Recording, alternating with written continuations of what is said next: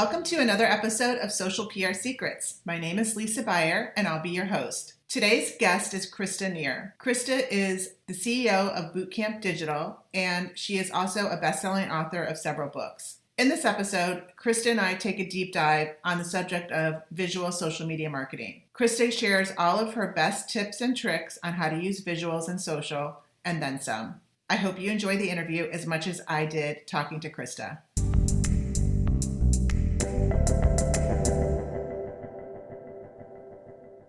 Okay, hi and welcome. We are talking about visual social media this week, and I have a very special guest. Her name is Krista Neher, and Krista is actually the author of one of the books that is required reading, and also another book, Visual Social Media Marketing for Dummies, which is right behind me. Hi, Krista. Hi. Welcome. Thanks for having me. No problem. I gave you a little bit of an intro, but tell us a little bit more about your agency and some of the cool stuff that you do related to visual social media and training.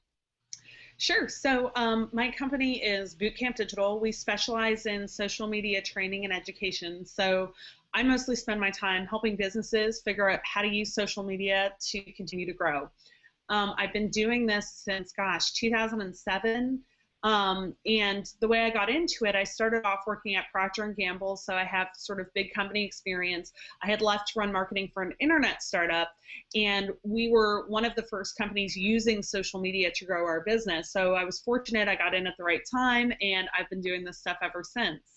Awesome. So we've been on a bunch of panels together at different conferences, and one of the trends that's become very popular that you focused your book on is visuals and visual social media marketing. So Krista, why are visuals so important when it comes to social media, and tell us a little bit about that.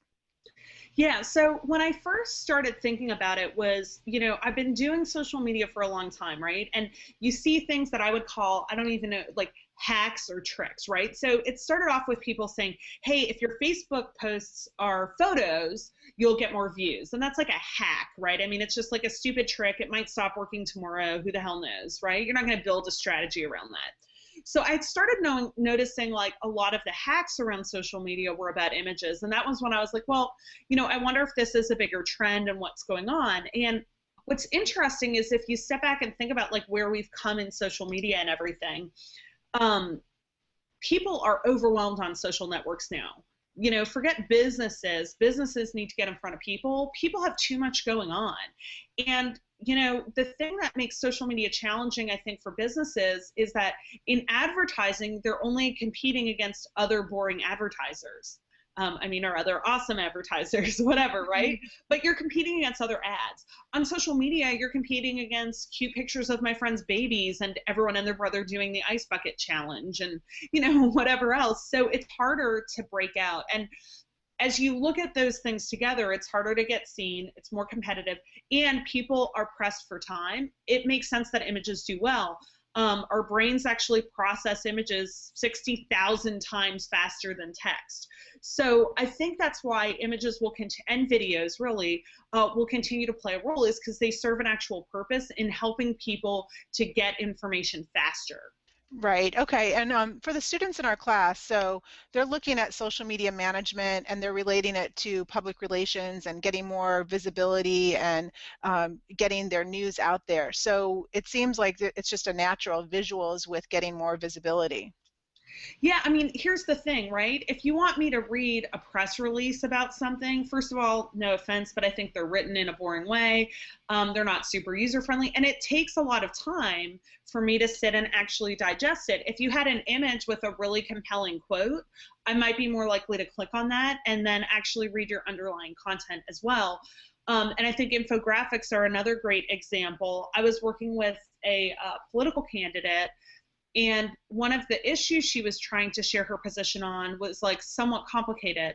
And the only stuff on her website about this issue was a 5-page Word document. Who the hell wants to read that?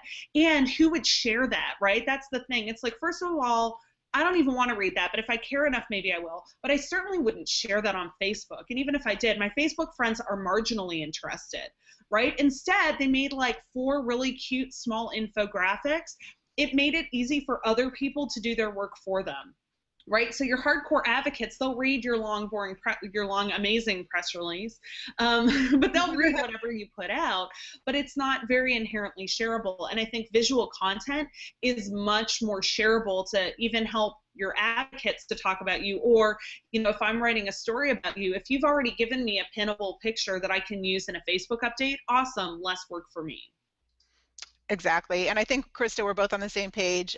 Social media and visual social media has really transitioned the way we report our news, and press releases are being evolved along the lines of visual and social. So when it comes to visual social media, what are some do's and don'ts that you can share for brands and for the future social media managers that are watching this? So I think the biggest thing that matters is to create what I call pinnable images. And a pinnable image is an image that by itself tells your story, right? So if I don't actually take the time to click, I can get what the content is going to be about.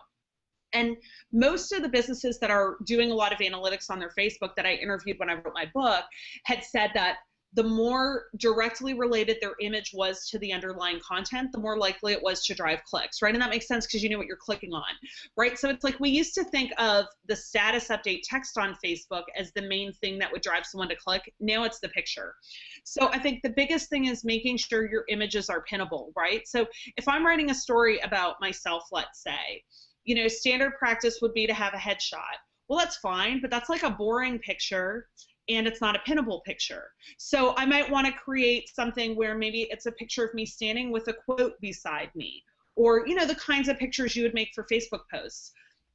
So I think the biggest do is to think about pictures that way. The biggest don't is use like cheesy stock photography. I think people are so insanely turned off by that now that we really need to start moving away from it. So stock photography, just to define it, is photography that you would buy through a source, and it's very generic, and usually you see the same pictures over and over again used on different corporate brochures.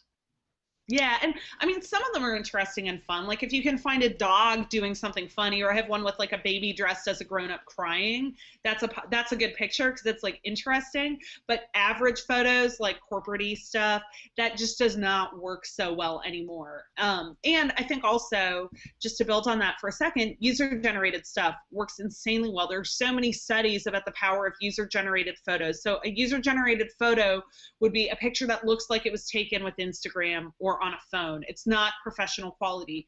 And, even if you look at Facebook pages of like Starbucks, I mean, Starbucks could probably spend any quantity of money on any type of photography they want. And most of the pictures on their Facebook page look like they were taken with an iPhone using Instagram. So even big brands who can spend money are using this kind of stuff because they think it's resonating better. Okay, awesome. So we're going to wrap up this part one, but just one more question, and that would be, so do you have any tools that you would recommend for social media management when it comes to visuals, some must-have tools? Yeah, so I'm a huge fan of Piktochart. It's Piktochart.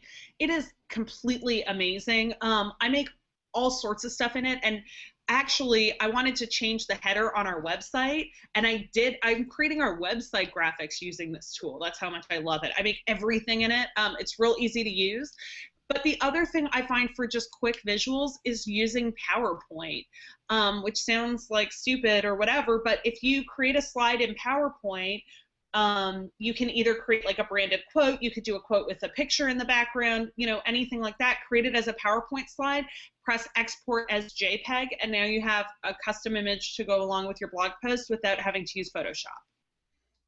Awesome tips, Krista. Okay, so we're going to take a wrap on part one. I'm going to go check my Instagram, go have a snack, go get a drink or something, and then we'll be back for part two.